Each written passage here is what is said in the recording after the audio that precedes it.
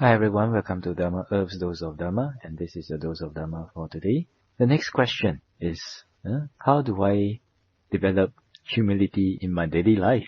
I mean, it seems that some people, they want to be humble, they want to have humility, but the feeling in the heart area, the feeling in their mind, in the heart, seems that it's very difficult for them to develop this, right? So that's why this person is asking, what can I do to bring myself down or to humble myself down? Because even though logically they know, but emotionally they just can't feel that. So with this, I would like to introduce to everyone one of the verses of the Dasa Dhamma Sutta, which is 10 things, 10 issues sutta. This is in the Anguttara Nikaya, chapters of 10, and sutta number 48. And this sutta is recited as a morning chanting in my monastery in Malaysia and Nepal every day. And I also chant it every day. For this one, the Buddha says, because there are 10 things that one who has gone forth should often reflect on. What 10? So the first one who has gone forth should often reflect.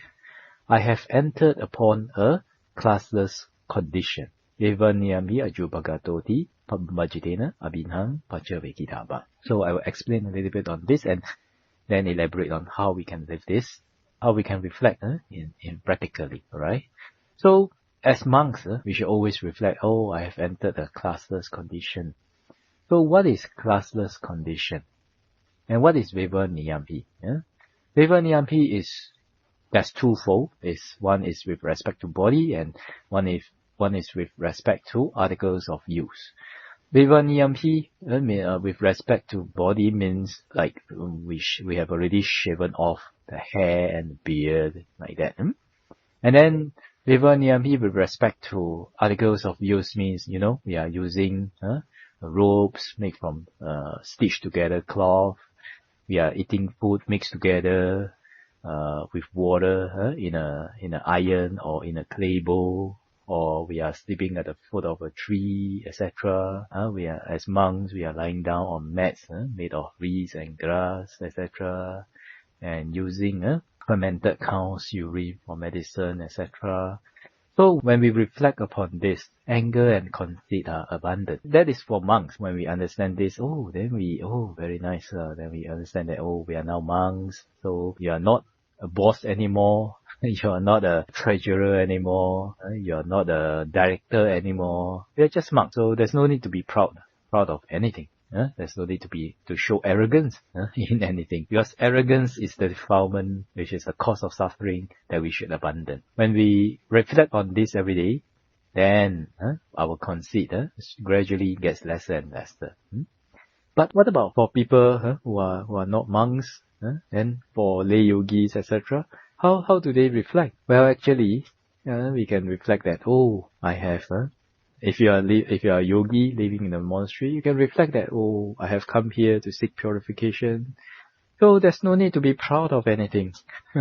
Even though I was a skilled director, I handled millions of money, I handled few hundred or few thousand people outside when I was working. But now, when I'm practicing upon this path, I'm just a new person. I'm just a newbie. I'm always need to learn. And if arrogance still arises in my mind, then I still have things to learn. Yeah, like that. So if we grasp the right essence of the Buddha's teaching, which is to purify and to abandon greed, hatred, delusion, conceit, and all the defilements of the mind, then when we reflect like this, and when we recite this, Vevaniyampi ajubagatoti pabhajitena abhinam pachavekidabang, one who has gone forth should often reflect, I have entered upon a classless condition. When they reflect like that, then they will be able to remind themselves that, there's no need to get arrogant over anything. We are practicing, and if there's any arrogance, that is the thing that we should let go of. So, there's no need to be proud like that. Then in that way, when they reflect, then the arrogance will, as they do it every day, and they reflect more and more, then the arrogance will slowly, gradually fade away and gradually cool down and decrease. Right? Then what about the general lay people? General lay people, maybe they don't have time to practice. They may not have time to go to the monastery for retreats and all that. How should they practice this so that they develop humility, and humility is part of their blessings in life? Well, if they can reflect that, same thing, reflect on this. One who has gone forth should often reflect, I have entered upon a classless condition. They can also reflect that, I'm a layperson. I still have much to learn in the Dharma. I still have much to learn in life. What is there to be proud of? I remember once my teacher said, when you know more, you are humbled because you know that there is much more to be learned. So we can also reflect on this. But if one does not have that experience, it may be difficult to have that feeling, to have a feeling that, is that you feel that way. You may not be able to feel that way. So in this case, we can also reflect. I would like to introduce also the 32 parts of the body. Or you don't need to think about 32 parts because maybe you may not have time to think about 32 parts. But you may reflect about, are made of rich people and poor people. They have hair, they have eyes, they have ears, nose, tongue, body, they have heart, they have the spleen, they have the kidneys, they have the intestines, So even though I'm rich, but I also have this, and these are all prone to aging and degeneration as I get older. Then rich people also, poor people also. So what's there to be proud about? What's there to be arrogant about? No, I don't need to be arrogant. No need to be proud of anything. I can still learn much until the end of this life. So when we can constantly reflect on this, then humility will arise, and then arrogance or the feeling of feeling proud will gradually fade away and gradually decrease and fade away again. This is one of the things. This is one of the things that is conducive for bringing up humility. And then another thing is that if we are wise people, we will always remind ourselves that there are many more things to learn in the Dharma. There's many more things to learn about life. So there's no need to be humble like that.